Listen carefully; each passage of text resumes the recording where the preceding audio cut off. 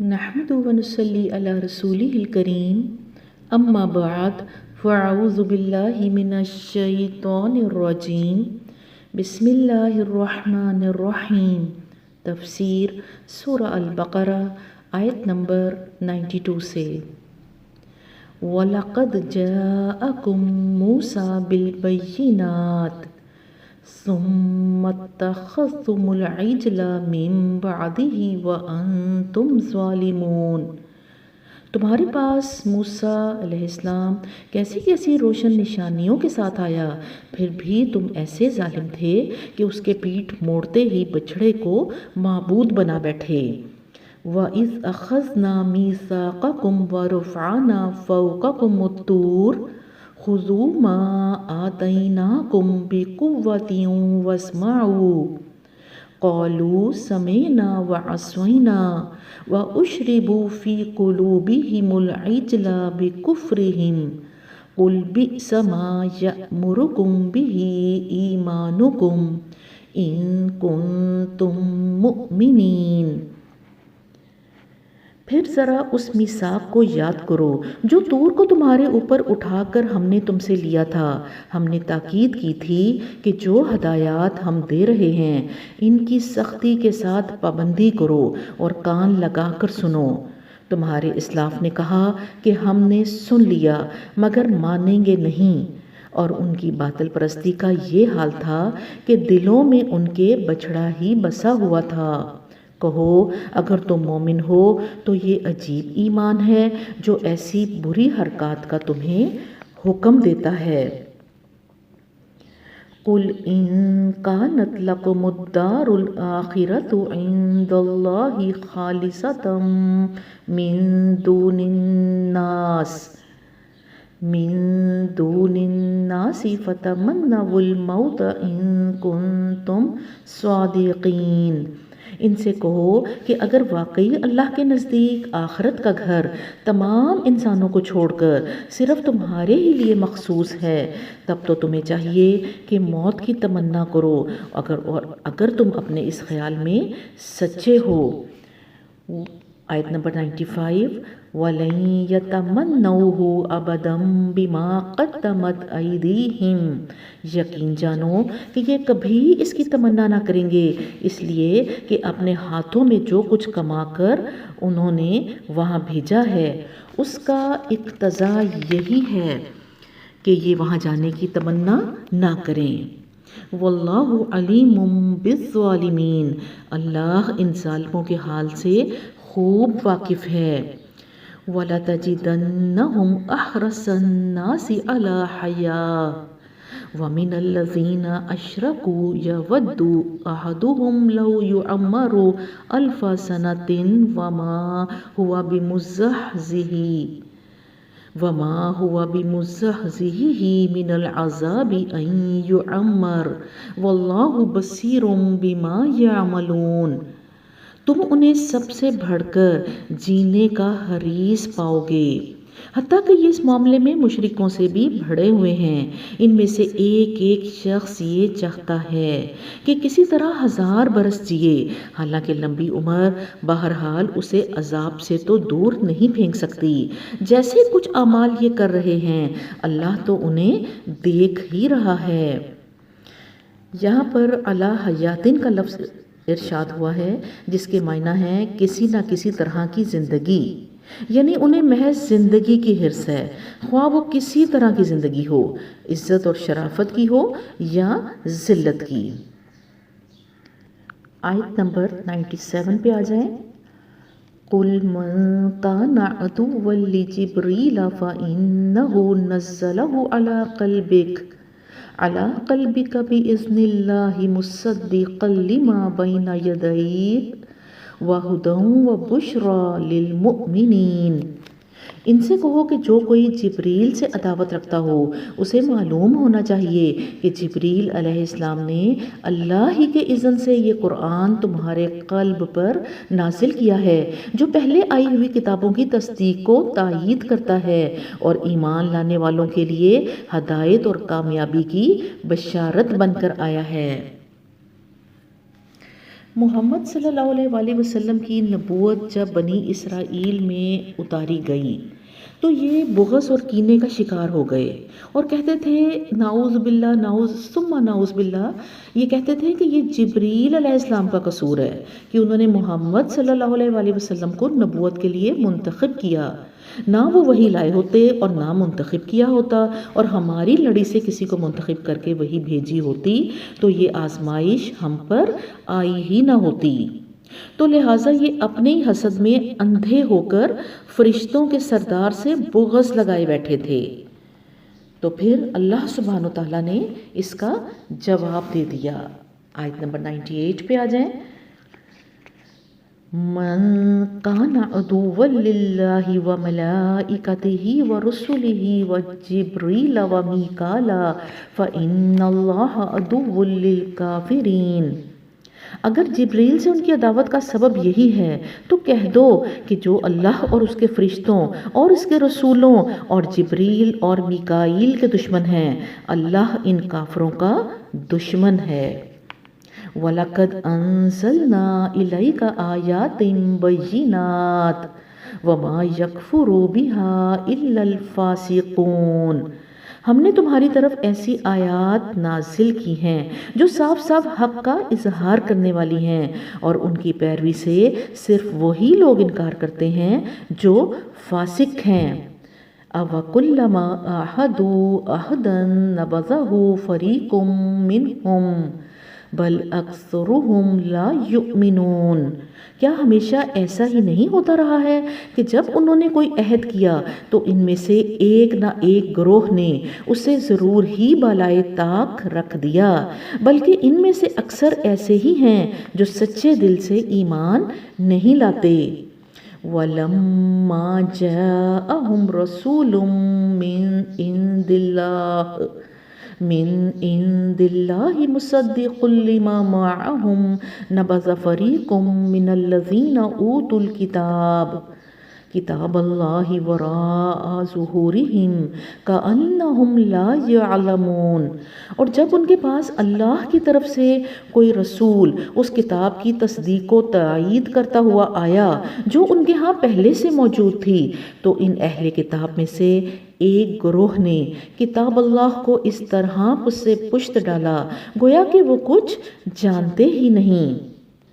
وَاتَّبَعُوا مَا تَتْلُو الشَّيَاطِينُ عَلَى مُلْكِ سُلَيْمَانَ وَمَا كَفَرَ سُلَيْمَانُ، اور لگے ان چیزوں کی پیروی کرنے جو شیاطین سلیمان علیہ السلام کی سلطنت کا نام لے کر پیش کیا کرتے تھے، حالانکہ سلیمان علیہ السلام نے کبھی کفر نہیں کیا۔ وَلَكِنَّ الشَّيَاطِينَ كَفَرُوا يُعَلِّمُونَ النَّاسَ السِّحْرَ وَمَا أُنزِلَ عَلَى الْمَلَكَيْنِ بِبَابِلَ هَارُوتَ وَمَارُوتَ وَمَا يُعَلِّمَانِ مِنْ أَحَدٍ حَتَّى يَقُولَا إِنَّمَا نَحْنُ فِتْنَةٌ فَلَا تَكْفُرْ۔ کفر کے مرتکب تو وہ شیاطین تھے جو لوگوں کو جادوگری کی تعلیم دیتے تھے، وہ پیچھے پڑے اس چیز کے جو بابل میں دو فرشتوں ہاروت و ماروت پر نازل کی گئی تھی، حالانکہ وہ فرشتے جب بھی کسی کو اس کی تعلیم دیتے تھے تو پہلے صاف طور پر متنبع کر دیا کرتے تھے کہ دیکھ ہم محض ایک آزمائش ہیں، تو کفر میں مبتلا نہ ہو۔ فَيَتَعَلَّمُونَ مِنْهُمَا مَا يُفَرِّقُونَ بِهِ بَيْنَ الْمَرْءِ وَزَوْجِهِ، پھر بھی یہ لوگ ان سے وہ چیز سیکھتے تھے جس سے شوہر اور بیوی میں جدائی ڈال دیں۔ وَمَا هُمْ بِضَارِّينَ بِهِ مِنْ أَحَدٍ إِلَّا بِإِذْنِ اللَّهِ وَيَتَعَلَّمُونَ مَا يَضُرُّهُمْ وَلَا يَنفَعُهُمْ، مگر اس کے باوجود وہ ایسی چیز سیکھتے تھے جو خود ان کے لیے نفع بخش نہیں تھی بلکہ نقصان دہ تھی۔ وَلَقَدْ عَلِمُوا لَمَنِ اشْتَرَاهُ مَا لَهُ فِي الْآخِرَةِ مِنْ خَلَاقٍ وَلَبِئْسَ مَا شَرَوْا بِهِ أَنفُسَهُمْ لَوْ كَانُوا يَعْلَمُونَ۔ اور انہیں خوب معلوم تھا کہ جو اس چیز کا خریدار بنا اس کے لیے آخرت میں کوئی حصہ نہیں۔ کتنی بری متاع تھی جس کے بدلے انہوں نے اپنی جانوں کو بیچ ڈالا، کاش انہیں معلوم ہوتا۔ حقیقت اصل میں یہاں بنی اسرائیل کی ہے کہ جب تک انہوں نے اللہ اور نبیوں کی تعلیمات کو تھامے رکھا تب تک تو اللہ نے ان کو عزت، ترقی اور عروج دیا، لیکن جب انہوں نے اللہ اور حضرت موسیٰ اور تورات کی تعلیمات کو پس پشت پھینک دیا تو پھر یہ شدید اخلاقی تنزل کا شکار ہو گئے، یعنی اخلاق گر گئے، پستی کا شکار ہو گئے۔ پستی کی یہ حالت تھی کہ ان کے اندر عشق و عاشقی، بے حیائی، فحاشی اور اس کے علاوہ جادو، ٹونا، کہانتوں اور منتروں کا دور دورہ شروع ہو گیا۔ اسی پر یہاں تبصرہ ہو رہا ہے، اور اس قوم کا طریقہ یہ تھا کہ یہ جادو کرتے تھے اور اپنے جادو جیسے عمل کو کور بھی کرتے تھے۔ وہ یہ کرتے تھے کہ اگر ہم جنات کو قابو کر کے کوئی کام کرتے ہیں تو یہ کوئی گناہ نہیں، یعنی وہ یہ کہتے تھے کہ اگر ہم جنات کو قابو کر کے کوئی کام کرتے ہیں تو یہ کوئی گناہ نہیں، کیونکہ یہ ہمارے ایک حضرت سلیمان علیہ السلام کے قبضے میں بھی جنات تھے اور وہ بھی جنات کے ذریعے کام کرتے تھے اور اپنے عمل کو ایک نبی کی سنت قرار دے کر اپنے عمل پر اصرار کرتے تھے۔ یہ مغضوب قوم کا رویہ تھا، ان کی غلط روی پر اصرار کر کے ڈٹ جانا۔ اللہ سبحانہ وتعالی ہمیں اس سے بچائے۔ اللہ نے ان کے اس رویے کی نفی کر دی، کیا کہہ کر؟ اللہ سبحانہ وتعالیٰ نے فرمایا وَمَا كَفَرَ سُلَيْمَانَ، حالانکہ سلیمان علیہ السلام نے کبھی کفر نہیں کیا۔ فرق صاف ظاہر تھا، ان کے قبضے میں جنات ان کے گندے عمل کے ساتھ تھے، حالانکہ نبی کو جنات کا قبضہ بِإِذْنِ اللہ تھا۔ یہ جنات سے سارے منفی اللہ کی نافرمانی کے کام کراتے تھے، حالانکہ نبی کے سارے کام مثبت تھے اور اللہ کے بندوں اور دین کی خدمت کے لیے تھے۔ اللہ سبحانہ وتعالیٰ نے پھر اس قوم کو آزمایا، یہ قوم جو جادو ٹونے کرتی تھی۔ اللہ تعالیٰ نے آزمائش کے لیے 2 فرشتے انسانی شکل میں بھیجے، ان کا نام ہاروت اور ماروت تھا۔ انہوں نے جادو کی دکان بنائی۔ اس دکان پر یہ 2 کام کرتے تھے، ایک تو جو جادو کی ضرورت سے آتے انہیں جادو ٹونے دیتے تھے اور دوسرا جادو سکھاتے تھے، لیکن ساتھ ساتھ متنبہ بھی کرتے تھے کہ جادو کفر ہے۔ اور یہ کون سا جادو سکھاتے تھے؟ میاں بیوی کی جدائی کا جادو۔ وہ یہ جادو کیوں کرتے تھے؟ کیونکہ معاشرے میں عریانی، بے حیائی اور فحاشی پھیل چکی تھی۔ جب ایک مرد کو کسی دوسرے مرد کی بیوی سے عشق ہو جاتا تو وہ چاہتا کہ ان کی جدائی ہو جائے اور وہ اس کے نکاح میں آ جائے، اور رشتہ ازواج کو توڑنے کے لیے کہانتیں اور منتر کرتے تھے۔ ازواج میں جدائی اور لڑائی ڈلوانا رحمان کا ناپسندیدہ اور شیطان کا پسندیدہ عمل ہے۔ صحیح حدیث کے الفاظ سے پتہ چلتا ہے کہ شیطان پانی کے اوپر اپنا تخت لگا کر اپنے پیادوں سے باقاعدگی سے رپورٹ لیتا ہے۔ مختلف چیلے اس کو مختلف سرگرمیوں کی رپورٹ دیتے ہیں، اور حدیث میں آتا ہے کہ وہ اپنا سر ہلاتا رہتا ہے کہ تم نے کوئی بڑا کام نہیں کیا، یہاں تک کہ ایک آتا ہے اور کہتا ہے کہ آج میں نے 2 میاں بیوی کے درمیان جدائی ڈلوا دی۔ حدیث کے الفاظ ہیں کہ شیطان اٹھتا ہے اور اس کو اپنے گلے لگاتا ہے اور کہتا ہے تو نے بڑا کام کیا۔ تو یہ منافقوں کا عمل ہے، یہ جادو سے ہو یا اپنی کینچی کی طرح چلتی ہوئی زبان سے ہو، یہ نفاق ہے، یہ کفر ہے، رحمان کا ناپسندیدہ اور شیطان کا پسندیدہ عمل ہے۔ اللہ ہمیں اس سے بچنے کی توفیق عطا فرمائے۔ یہاں سے اور قرآن و حدیث کے متفرق واقعات سے پتہ چلتا ہے کہ جادو برحق ہے، یعنی وہ ہو جاتا ہے، کرنا جائز نہیں لیکن ہو جاتا ہے۔